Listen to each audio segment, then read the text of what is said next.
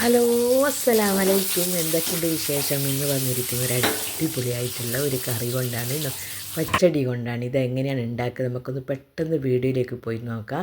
ഈ പച്ചടി ഞാൻ ഉണ്ടാക്കുന്നത് നമ്മളെ പടവലങ്ങയില്ലേ, ആ പടവലങ്ങ വെച്ചിട്ടാണ് ഞാൻ ഇന്ന് പച്ചടി ഉണ്ടാക്കുന്നത്. എളുപ്പത്തിലുണ്ടാക്കാൻ പറ്റുന്ന ഒരു പച്ചടിയാണ്. അതിനേക്കാൾ ടേസ്റ്റാണ്, കുട്ടികൾക്ക് വരെ ഇഷ്ടപ്പെടുന്ന ഒരു പച്ചടിയാണിത്. എന്നാൽ ശരി, നമുക്ക് പെട്ടെന്ന് വീഡിയോ കണ്ടു നോക്കിയാലോ. അതിന് വേണ്ടി ഞാൻ ഒരു ഇടത്തരം പടവലങ്ങ എടുത്തിട്ടുണ്ട്. അത് നല്ലതുപോലെ കഴുകി തൊലിയൊക്കെ കളഞ്ഞ് കഷ്ണങ്ങളാക്കിയിട്ട് എടുത്തിട്ടുണ്ട്. ഒരു കപ്പ് പടവലങ്ങ ഉണ്ട്. അത് നമുക്കൊരു ചട്ടിയിലേക്ക് ഇട്ട് കൊടുക്കാം.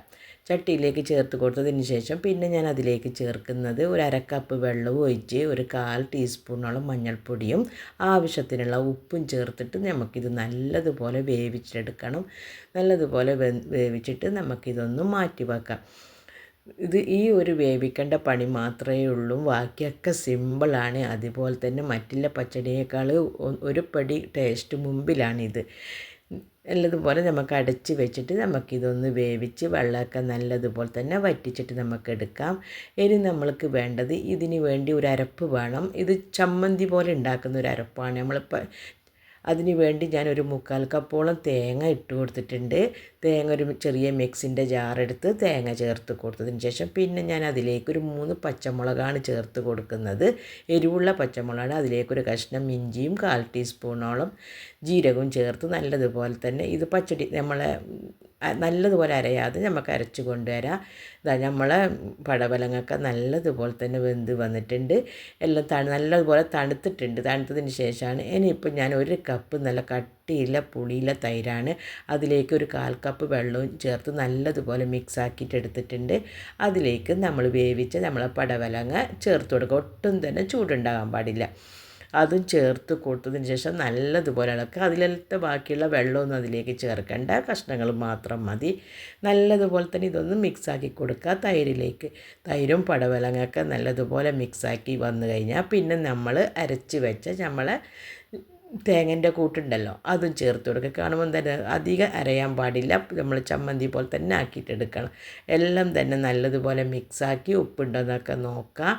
ഈ സമയത്ത് ഉപ്പും പുളിയൊക്കെ നോക്കിയതിന് ശേഷം ഉപ്പ് വേണമെങ്കിൽ നമുക്കിതിലേക്ക് ചേർത്ത് കൊടുക്കുക. പുളിയൊക്കെ നല്ല കണക്കായിരിക്കും. ഒരു ചെറിയ മീഡിയം സൈസ് പടവലങ്ങക്ക് ഈ 1 കപ്പ് തൈര് നല്ലതുപോലെ ഉണ്ട്. ഉപ്പ് കുറച്ച് കുറവായിരുന്നു. അതുകൊണ്ട് തന്നെ ഞാൻ ഉപ്പും ചേർത്ത് കൊടുത്തിട്ടുണ്ട്. എല്ലാം ചേർത്ത് കൊടുത്തതിന് ശേഷം നല്ലതുപോലെ ഇതൊന്ന് ഇളക്കിയിട്ടെടുക്കാം. ഇളക്കിയിട്ടെടുത്തതിന് ശേഷം ഇതിലൊരു താളിപ്പ് വേണം.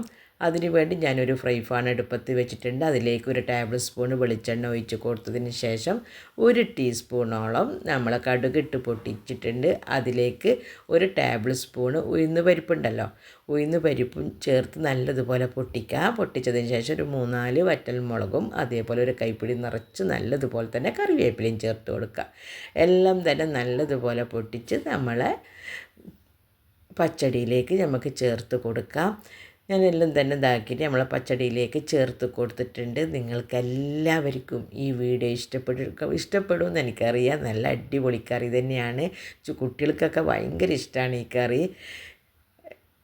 ഞാൻ ഒരു മണിക്കൂറൊക്കെ കഴിഞ്ഞപ്പോഴാണ് തുറന്ന് നോക്കിയത്. നല്ല അടിപൊളിയായിട്ടുള്ള നമ്മളെ പടവലങ്ങ പച്ചടി എങ്ങനെയുണ്ട്? നമ്മളെ പടവലങ്ങ പച്ചടി സൂപ്പറാണ്. മറ്റുള്ള പച്ചടിയേക്കാൾ വെറൈറ്റി ഒരു ടേസ്റ്റ് തന്നെയാണ്. നിങ്ങളെല്ലാവരും ഉണ്ടാക്കി അഭിപ്രായം പറയുക, സപ്പോർട്ട് തരാം. എന്നാൽ ശരി, വീണ്ടും നല്ലൊരു വീഡിയോ ആയിട്ട് വരുന്നത് വരെ അസ്സലാമു അലൈക്കും. Thank you.